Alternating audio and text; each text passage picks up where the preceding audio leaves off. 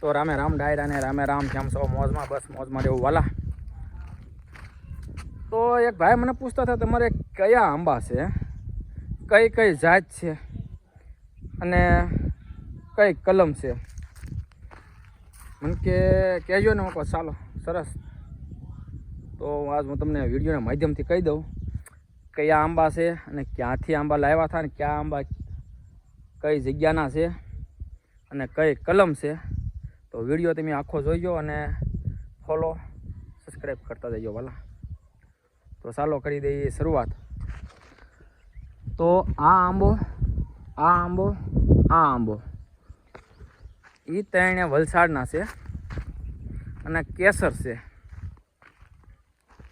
પછી આ અને આમ તો આખી હાર, આ 6 આંબાની હાર છે. 6 આંબાની હાર એ બધા વલસાડી કેસર છે. એટલે ફળ બહુ ફર્સ્ટ ક્લાસ મીઠું થાય અને નાનું ફળ માપસરનું આ રીતનું ફળ થાય એનું, બરાબર. તો આ આખી હાર છે કેસરની અને વલસાડી કેસર. અને હવે આ હાર આપણે આવી ગઈ તો આમાં એક આંબો વલસાડી કેસરનો, એક આવડો આ છે વલસાડી કેસર. અને પછી આ જે આંબો છે તો આ છે અમ્રપાલી. આની જાત અમ્રપાલી આવે અને કેરી જો આવી આવે.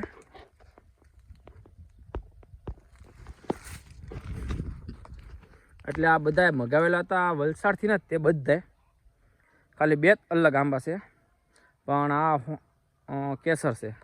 આ હારમાં કેસર, આ છે અમ્રપાલી.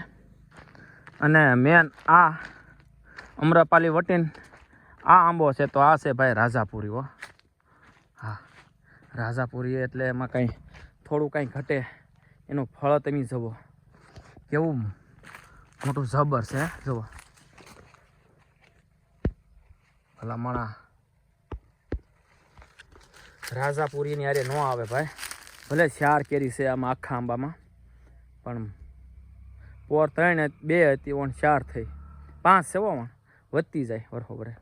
એટલે જો આ છે રાજાપુરી. પછી આ પાછો કેસર જ છે વલસાડી. 6 7 8 9 આ 2 હારમાં 9 આંબા વલસાડી કેસરના છે. અને હવે આ હાર આપણે લઈ લઈએ. તો આ પાછો આવી ગયો છે આપણે અમ્રપાલી, બરાબર. આ અમ્રપાલી આવી ગયો છે. અને અહીંયા પાછો કેસર આવી ગયો છે વલસાડી. આ તે વલસાડી કેસર છે. હવે આની બહુ ખ્યાલ નથી આ કયો આંબો છે. આ રીતની કેરી છે. હવે જો કવડી મોટી છે કેરી. હવે કયો આંબો છે આ બહુ ખ્યાલ નથી જોવા.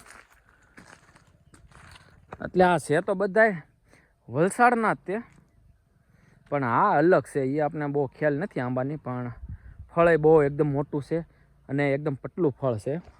પછી આ છે વલસાડી કેસર. આ વલસાડી કેસર છે. ઝાઝા બધા વલસાડી કેસર છે.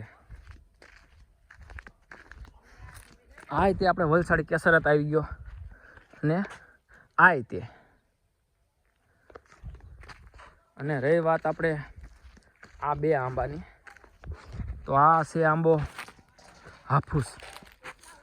એટલે નાનો છે હાફૂસનો, હજી એને કાંઈ ફળબળ આવ્યું નથી, વાર લાગશે એવું લાગે. તો એ હાફૂસ છે. અને આ છે ભાઈ અમારે અહીંયા ફોંસિયાનો. જોઈ લ્યો નાનો છે પણ ફળ એનું જુઓ તમે કેરીનું. હે જુઓ.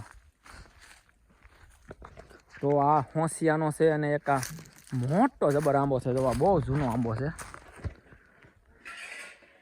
તો આ તે ભાઈ હોંસિયાનો છે. બહુ જૂનો આંબો છે આ.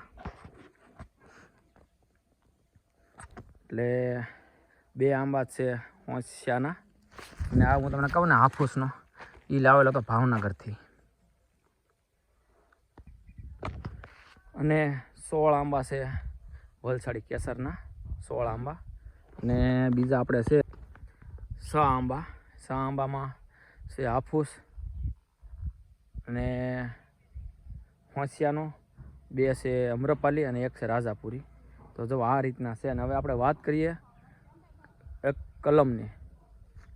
તો આને કલમ ભેટ કલમ કહેવામાં આવે. ભેટ કલમ એ હતી, ભેટ કલમ. અહીંયા ઠેઠ કલમ હતી, તો અહીંયા સુધી નાખી દીધો કલમ.